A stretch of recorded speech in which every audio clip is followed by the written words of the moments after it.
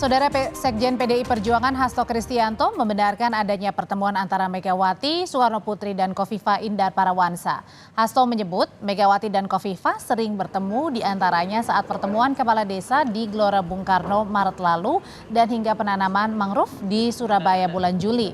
Meski demikian, Hasto tidak menjelaskan pertemuan Megawati dan Kofifa juga membahas soal bacawa pres pendamping Ganjar Pranowo. Pertemuan Ibu Mega dengan Ibu Khofifah memang dilakukan berulang kali. Ada pertemuan pada saat pertemuan para kepala desa seluruh Indonesia. Ada pertemuan juga pada saat meninjau mangrove. Karena Ibu Mega ini pecinta lingkungan, sehingga menempatkan Pilpres, Pileg itu juga sebagai komitmen di dalam membangun kehidupan bagi masa depan melalui kegiatan merawat pertiwi. Bahasan soal cawapres atau dalam pertemuan itu, Mas? Ya, dalam pertemuan itu membahas tentang mangrove, membahas tentang pemerintahan ke depan.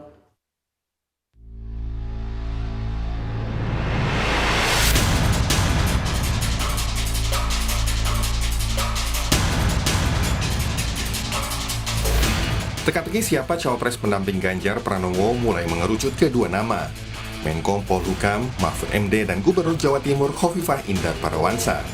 Sekjen PDIP Hasto Kristianto menyebutkan siapa cawapres Ganjar tidak jauh berbeda dengan nama-nama yang beredar selama ini.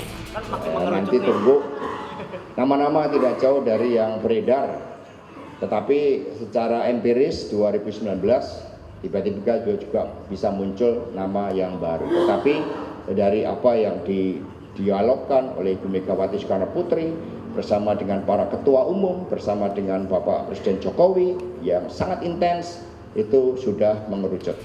Hasto juga menyebut Megawati beberapa kali bertemu dengan Khofifah di berbagai kesempatan. Sementara Mahfud MD mengaku telah bertemu Megawati. Namun Mahfud menyebut tak ada pembicaraan soal cawapres. Pertemuannya dengan Megawati membahas ideologi dan konstitusi dalam kapasitas Megawati sebagai Ketua Dewan Pengarah BPIP dan Mahfud MD sebagai Menko Polhukam. Bahas bermacam-macam karena saya kan beliau kepala pengarah BPIP, saya Menko Polhukam, itu ada kaitannya ideologi dan konstitusi. Kalau bicara dengan Bu Mega ya urusan ideologi, konstitusi gitu aja. Dan itu sering dilakukan. Kok kalau sekarang kok jadi berita tuh sering kok dilakukan. Nama Mahfud dan Khofifah juga sempat disebut Ketua DPP PDIP Puan Maharani usai memberi pengarahan di Rakernas PDIP. PDIP mempertimbangkan Mahfud MD dan Khofifah sebagai cawapres Ganjar Pranowo karena keduanya dinilai punya ceruk suara di Jawa Timur. Soal kapan nama bacawa pres Ganjar akan diumumkan, PDIP meminta semua pihak menunggu momentum hingga pendaftaran ke KPU nanti.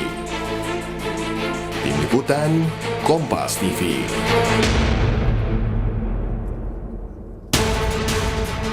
Mahfud dan Khofifah disebut kerap bertemu dengan Megawati Soekarno Putri. Benarkah ini merupakan sinyal kalau kedua nama akan menjadi calon terkuat pilihan Megawati? Lalu seperti apa juga peluang Sandiaga Uno yang sejak awal mendukung Ganjar bersama dengan P3? Untuk mengulasnya sore ini sudah bersama kami di Kompas Petang Direktur Eksekutif Carta Politika Indonesia, Mas Yunarto Wijaya. Mas Soto, sore. Selamat sore, Audrey. Mas Soto, jadi kalau melihat intensitas pertemuan dengan Bu Mega nih, Pak Mahfud dan Bu Khofifah ini bisa dibilang dua kandidat calon paling kuat? Sebetulnya kalau kita lihat ini kan masih asumsi ya terkait dengan Ibu Khofifah dan Prof Mahfud. Saya pikir ini framingnya karena belakangan ini tokoh-tokoh Jawa Timur ini menjadi rebutan. Kalau kita ingat kan dimulai dari masuknya nama Caimin secara mengagetkan, tiba-tiba tanda kutip disepakati menjadi calon wakil presidennya Anies Baswedan. Lalu kemudian muncul sebenarnya terlebih dahulu Ibu Khofifah itu bukan di Mas Ganjar, tapi di Pak Prabowo. Dan dulu Pak Prabowo memang terlihat sekali dalam awal-awal menyatakan diri ingin maju itu Ibu Khofifah namanya sering muncul. Lalu kemudian muncul juga Prof Mahfud. Jadi ada satu kesamaan di sini, ada framing besar bahwa ketiga calon ini membutuhkan sosok NU, membutuhkan juga Jawa Timur yang memang dapilnya, yang memang mata pilihnya besar dan memiliki fungsi berbeda-beda. Kalau buat Mas Ganjar, konteksnya adalah penguatan. Kalau untuk Pak Prabowo dan Mas Anies konteksnya adalah untuk menutupi basis yang dianggap lemah, yang selama ini kalau di survei-survei Mas Ganjar yang lebih kuat di situ ya. Jadi saya sih melihat memang masih dalam framing ini, tetapi apakah betul misalnya berarti sudah memutuskan dua nama, saya pikir analisisnya masih bisa menggunakan beberapa kacamata. Misal ada yang mengatakan ketika semuanya berebut Jawa Timur, sementara Mas Ganjar misalnya sudah cukup di Jawa Timur, karena memang dia mewakili etnis Jawa juga, misalnya Gubernur Jawa Tengah yang sebelah dengan Jawa Timur, PDI Perjuangan juga partai pemenang, kenapa kemudian tidak berbicara Jawa Barat? Itu kan muncul juga nama Ridwan Kamil. Atau kenapa tidak muncul misalnya nama Sandiaga Uno yang bisa melengkapi kekurangan misalnya Mas Ganjar di Sumatera dan Sulawesi. Jadi dalam konteks hitung-hitungan elektoral pun menurut saya masih banyak kemungkinan yang lain ya. Tetapi memang ketika berbicara Prof Mahfud, dalam konteks ketika kita membaca pertemuan-pertemuan yang ada, Prof Mahfud mengakui ada pertemuan dengan Ibu Mega, sempat Mas Ganjar 3 minggu lalu kalau saya tidak salah di posting di IG-nya bertemu dengan Prof Mahfud. Prof Mahfud juga sudah mengakui gitu kan. Di sisi lain sebenarnya Mas Toto, kalau Bu Mega ini lebih kepada kekuatan sosok figurnya atau yang penting bisa mendulang suara Jawa Timurnya? Ya, kalau Ibu Mega kita tahu dari karakter berpolitiknya cenderung mungkin akan melihat faktor survei bukan menjadi satu-satunya faktor atau faktor utama. Berbeda ya dengan sebagian pengambil keputusan yang lain, faktor penentu kemenangan secara elektoral membaca survei itu menjadi satu-satunya faktor. Bu Mega kita tahu ada prinsip-prinsip yang katakanlah keras kepala secara politik bisa diambil ya, walaupun bukan pilihan terbaik ketika dibaca di survei. Variabel-variabel terkait dengan prinsip misalnya mengenai keberagaman, lalu tidak pernah punya masalah dengan keyakinan yang dimiliki oleh PDI Perjuangan, itu menurut saya juga menjadi variabel tersendiri. Jadi kalau saya, tapi saya meyakini juga Ibu Mega sebagai seorang politisi menyadari ini pertarungan yang ketat, sehingga kemudian variabel mengenai pelengkap secara elektoral juga pasti dihitung. Dan memang kedua nama ini, Ibu Khofifah dan Prof Mahfud bisa menjadi variabel pelengkap juga, bukan pelengkap ya, penguat daerah yang sudah dikuasai oleh Mas Ganjar.